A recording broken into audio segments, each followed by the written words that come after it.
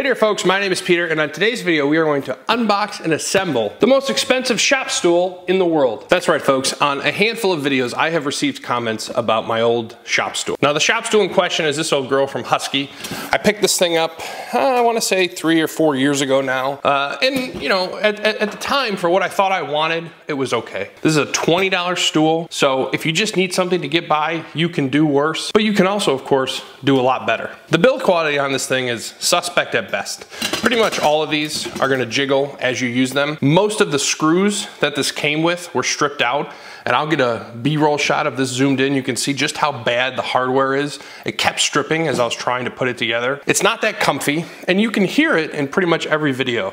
As I'm adjusting my weight, trying to talk to the camera, you can hear this thing because it's always making noise. So that brings us to our new shop stool from Vyper. Now I don't know if this is actually the world's most expensive shop chair, but this thing is about 35 times more expensive than the Husky stool we just looked at. So what are you paying for with that 35x price difference? Well, first and foremost, it's made in the USA. Obviously that's a topic we spend a lot of time discussing here on this channel as we get into more and more snap-on tools. So right off the bat, we're talking higher quality. The videos that I've watched thus far suggest that this thing is using the top of the line hardware for every single component. And then from a functionality point of view, this thing just has a lot more to offer. First and foremost, the casters on this, which of course my shop stool doesn't have any casters, but the casters on this are huge. And supposedly it can roll over extension cords pretty freely. Additionally, this stool can adjust its height. It's got a backrest, it's got a nicer seat on it. And overall, it should just be a much nicer product. Now, I don't sit in a shop stool all day, every day because I'm not a professional mechanic or tradesman by any stretch of the imagination. But like I've said many times in my previous videos,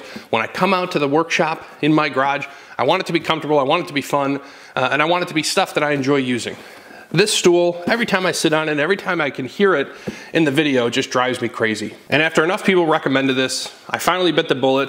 I bought it as part of their Memorial Day sale, so I think I got it for $25 off. And then I signed up for their text message notifications. I got another $25 off. It was still very expensive, but we got it about as good a deal as you can get. Now I can't wait any longer. Well, let's break into this thing and try to get it assembled. As always, we're gonna use our Snap-on CRKT rebranded knife.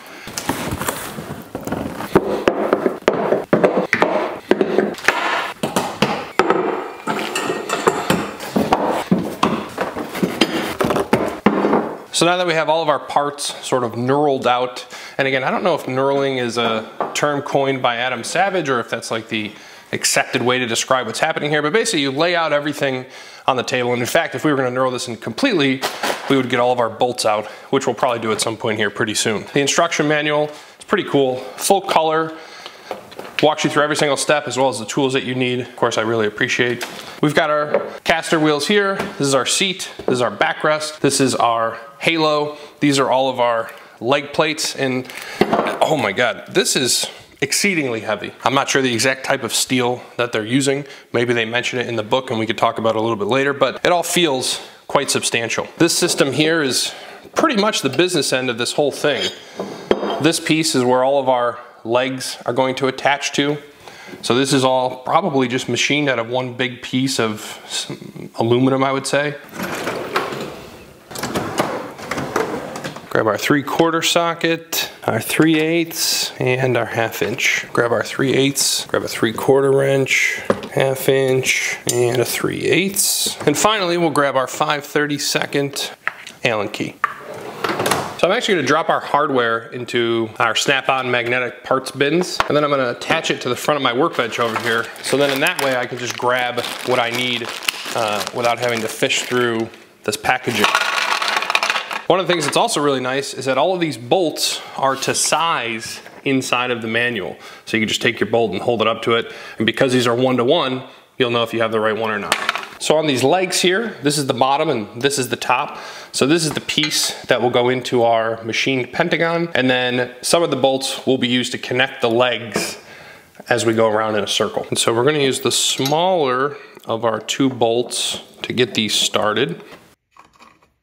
On those first 2, they went in hand tight quite nicely. So I know that this stuff has been machined quite well.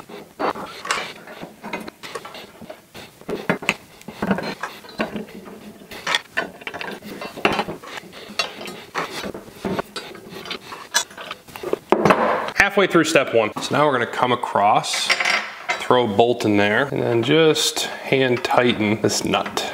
I'll tell you what, I wish everything was as easy to put together as this stool. And man, these colors really pop. Now, I don't know that these bolts, like, you know, they're gold and they have this sort of sheen to them. I'm sure there's a metallurgical reason, right? It speaks to the strength. It's more than just the form or the fashion of it, but they really pop along these red legs. Let me know in the comments below, what color would you have gotten? I'll tell you what, I'm really liking these trays down here. What's nice about them is that they have a curve at the bottom so you can really easily grab and sort of sweep stuff out of there. Now we'll tighten everything down. I'm not sure what the best pattern is to tighten this stuff down. What I'm basically gonna do is go top, bottom, all the way around in hopes that that gives us the best fit.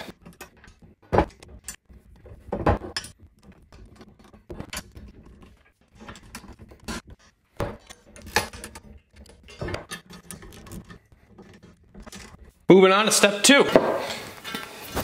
Let's get some wheels on this thing. So we've got our braces for in between each caster. Will they stay, or am I gonna have to do this? Okay, doesn't look like they're gonna stay. I'm gonna have to do this one at a time.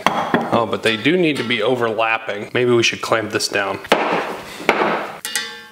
I think once we do the first one, it'll get a little easier, but for now, because these have to be overlapping and I only have 2 hands, we're gonna have to do something like this. So this is what we're gonna need our 3/4 inch bolts for. These things are huge. Well, getting the caster wheels on is definitely gonna be the hardest part of this entire process. One, because this thing is wobbling, and I suppose what I could do is bring it closer to the end and clamp it down, which is maybe what I'll do when I tighten these bolts at the very end. And then these bolts also have that little plastic piece at the end.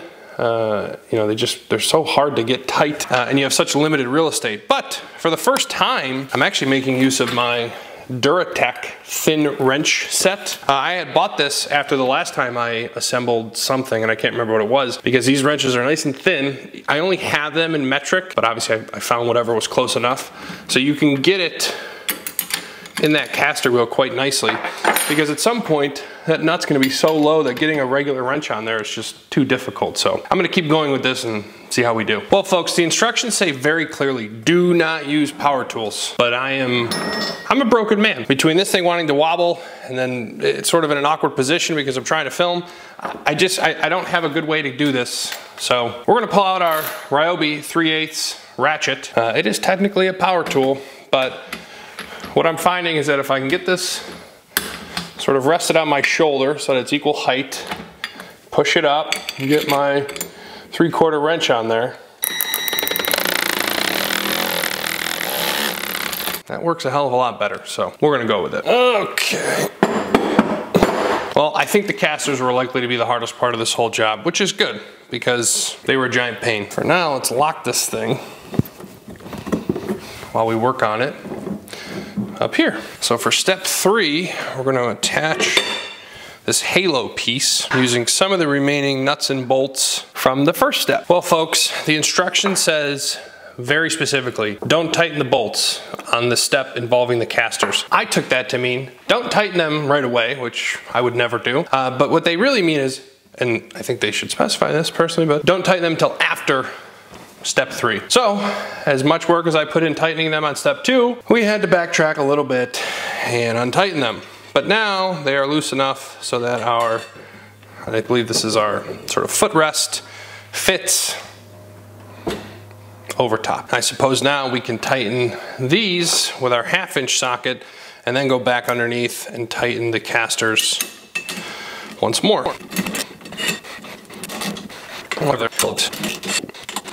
All right, folks, well, things are really starting to look up for us. We're about 50% done. Obviously, we've got this whole bottom. So far, everything has been top notch. And to be clear, that's what you must expect if you're gonna spend the money on this chair. Everything should be exactly perfect, well machined, high quality materials, and so far, that's what I'm experiencing. Now, getting these casters on was a giant pain in the you-know-what. And once you get the footrest on, you don't have room for a socket any longer. So you're definitely gonna need 2 3/4 inch wrenches, or in my case, I went with I think a 19 and a 3/4 inch, the 19, the thin wrench. So, but now we only have a handful of bolts left.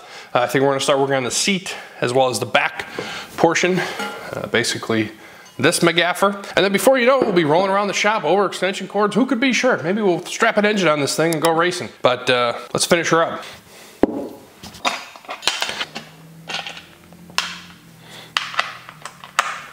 You know what, why don't we get this headrest on there first, because I think that will make the rest of this just a little bit easier.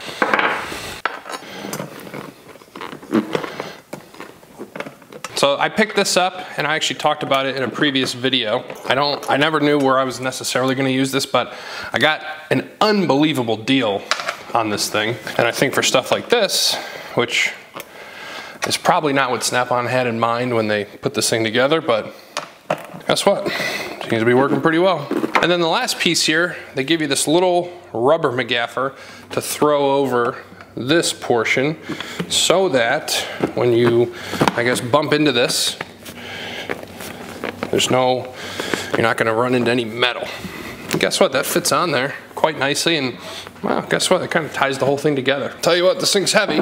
Luckily, we're not lugging it around anywhere, but if you were, it's heavy. So now there's two different versions of this chair that you can buy. Well, technically there's more than two, but once you decide on a chair, so this is, I got the big boy, so this is the tallest one that they make.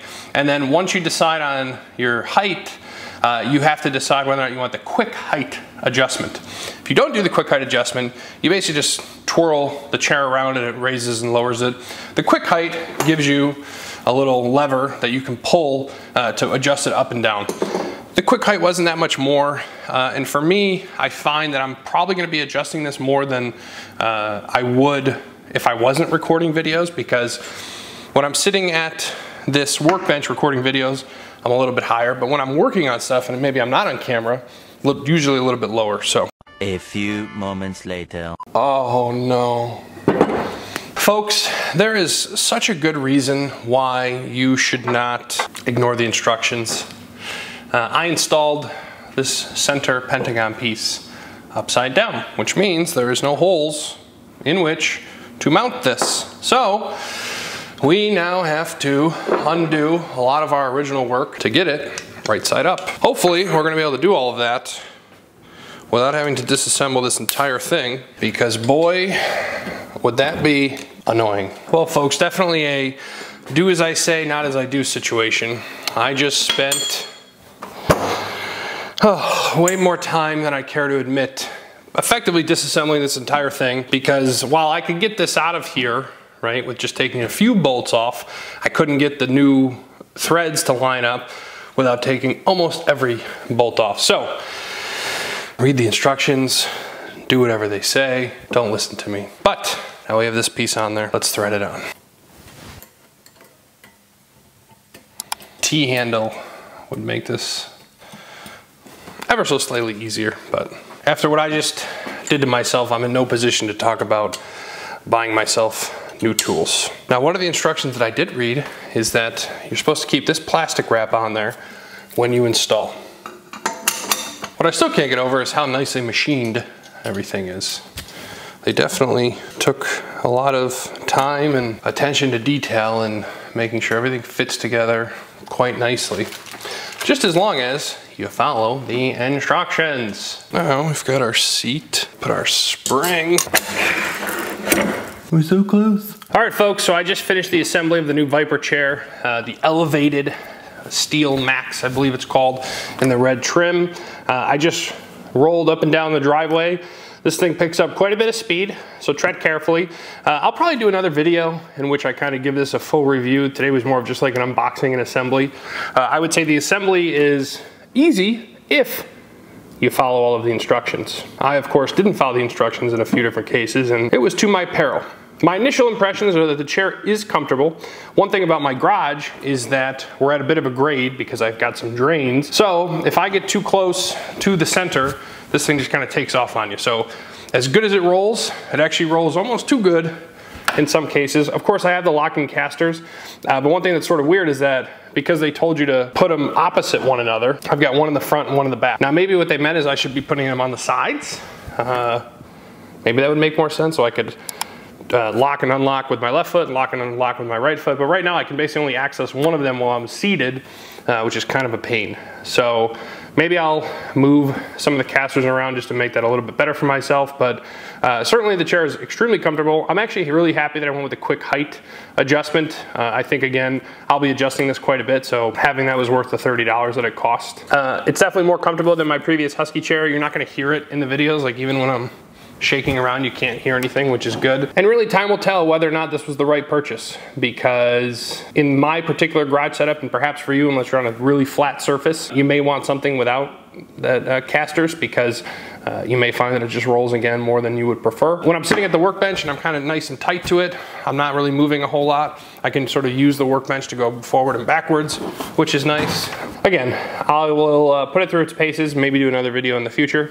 Let me know what questions you have about the chair, setup, assembly, unboxing, all that sort of stuff. And thank you so much for recommending that I purchase this. As always, if you have tools that are, or even just shop furniture, for that matter, that you think I should look into, go ahead and recommend it in the comments and I'll take a look. And finally, I'm gonna take my old Husky bar stool and put it in front of my NFL Blitz arcade machine that I actually assembled right here on the channel. So if you haven't seen that video, go ahead and check it out. What I'm looking for there is for someone to basically redo the seat. I would love a Buffalo Bills logo on the leather seat instead of the word Husky. My wife had a good idea. She said, you know, you can buy like a bar stool cover. So I suppose that's an option as well. But if you have any insight into, I guess, like redoing the seats on these sort of things and customizing them in different ways, be sure to let me know. Thank you all so much for watching. I'll see you in the very next video.